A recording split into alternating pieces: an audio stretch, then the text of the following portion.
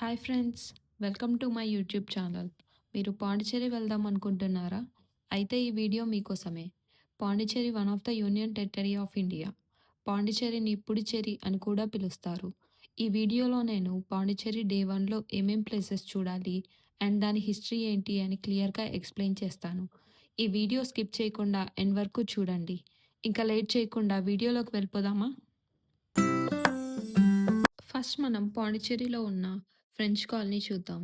ఇక్కడ అన్ని French style buildings and full greenery ఉంటుంది. ఇక్కడ చాలా మూవీ షూటింగ్స్ కూడా జరిగాయి. దీనికి చాలా ఇయర్స్ బ్యాక్ స్టోరీ ఉంది. అప్పట్లో యూరోపియన్స్ ఇండియాలో spices, textiles and trading ports కోసం చాలా ప్లేసెస్ చూస్తూ ఉన్నారు. ఆ టైంలో ఫ్రెంచ్ పీపుల్ కూడా సౌత్ ఇండియాలో ఒక స్ట్రాంగ్ ట్రేడింగ్ బేస్ కావాలి అనుకొని ఇప్పుడు మనం పాండిచ్చేరి అని పిలిచే ఈ ఏరియాని చూస్ చేశారు.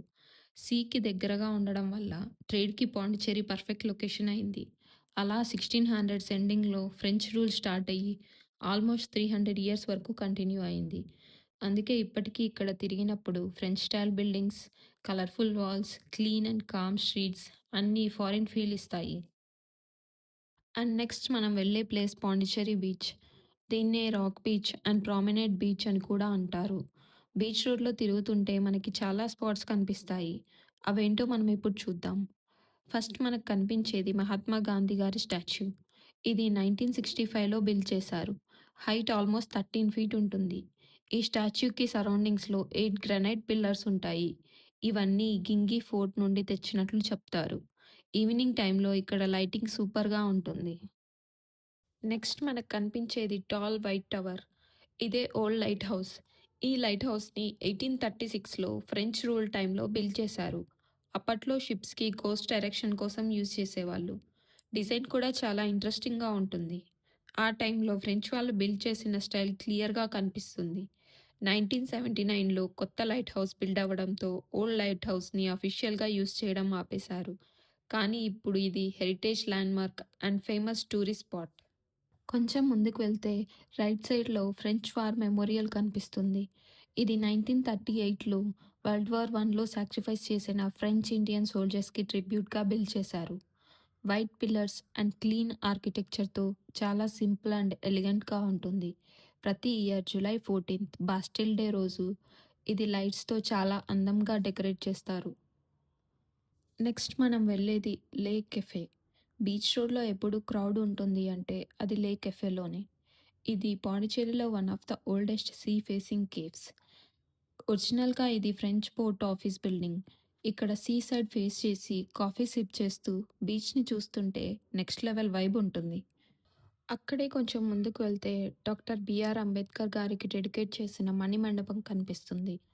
డోమ్ స్టైల్ స్ట్రక్చర్ లాగా డిజైన్ చేశారు. చాలా నీట్‌గా ఉంటుంది. ఇక్కడ ఈవెంట్స్, పబ్లిక్ మీటింగ్స్ ఎప్పుడూ జరుగుతుంటాయి. బీచ్ రోడ్‌లో మనకు కనిపించే మరొక building department of art and culture. ఇక్కడ పాండిచ్చేరిలో జరిగే cultural programmes, traditional arts and exhibitions అన్నీ మేనేజ్ చేస్తారు. లోకల్ ఆర్టిస్ట్‌ని ఎంకరేజ్ చేయడం, classical and folk performance organise చేయడం వాళ్ళ మెయిన్ రోల్. బీచ్ రోడ్‌లో మనకు కనిపించే మరొక classic building customs house. French టైంలో ట్రేడ్, షిప్పింగ్, టాక్స్ ఆపరేషన్స్ అన్నీ ఇక్కడే జరిగాయంట. బీచ్ రోడ్‌లో మనకు కనిపించే మరొక important spot Kargil war memorial.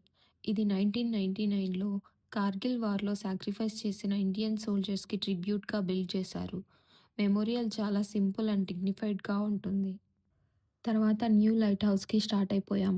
పాండిచ్చేరిలో ఇప్పుడు యూస్‌లో ఉన్న మెయిన్ లైట్ హౌస్ ఇది. ఇది 1979లో కన్‌స్ట్రక్ట్ చేశారు. Old light house operation stop చేశాక ఈ న్యూ లైట్ హౌస్‌ని స్టార్ట్ చేశారు. ఇది బీచ్ నుంచి కొంచెం డిస్టెన్స్‌లో ఉంటుంది. కొన్ని టైమింగ్స్‌లో విజిటర్స్‌ని అలో చేస్తారు. ఈవినింగ్ టైంలో లైట్ హౌస్ సరౌండింగ్స్ కామ్‌గా ఉంటాయి. తర్వాత మేము పాండిచ్చేరిలో ఉన్న స్ట్రీట్ ఫుడ్ ఎక్స్‌ప్లోర్ చేయడానికి వెళ్ళాం. వైట్ టౌన్‌లో బీచ్ రోడ్‌లో ఉన్న ఈ ఫుడ్ కోర్ట్ చాలా పాపులర్. ఈవినింగ్ టైంలో ఇక్కడ ఫుల్ క్రౌడ్ ఉంటుంది. స్టాల్స్ అన్నీ లైన్‌గా ఉంటాయి. మేము ఈ స్టాల్‌లో సీ ఫుడ్ ట్రై చేశాం. ఫుడ్ టేస్ట్ అయితే చాలా సూపర్‌గా ఉంది. ఇలాంటి స్ట్రీట్ ఫుడ్ స్టాల్స్ ఇక్కడ చాలానే ఉన్నాయి. టైం ఉంటే డెఫినెట్‌గా ఎక్స్‌ప్లోర్ చేయండి. నెక్స్ట్ వైట్ టౌన్ ఏరియాలోనే స్ట్రీట్ షాపింగ్ ఏరియా కూడా ఉంటుంది. ఇక్కడ బ్యాగ్స్, క్లాత్స్, యాక్సెసరీస్ ఇలాంటి ఐటెమ్స్ అన్నీ రీజనబుల్ ప్రైసెస్‌కి దొరుకుతాయి. షాపింగ్‌కి టైం ఉంటే ఈ ప్లేస్ కూడా మిస్ అవ్వకండి.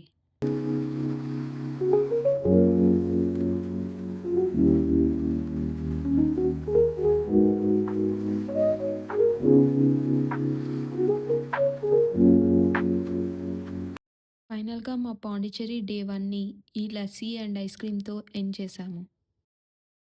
ఈ వీడియో మీకు నచ్చినట్లయితే లైక్ చేయండి, షేర్ చేయండి, ఛానల్‌ని సబ్స్క్రైబ్ చేసుకోండి. మళ్ళీ నెక్స్ట్ వీడియోలో కలుద్దాం. Thank you for watching.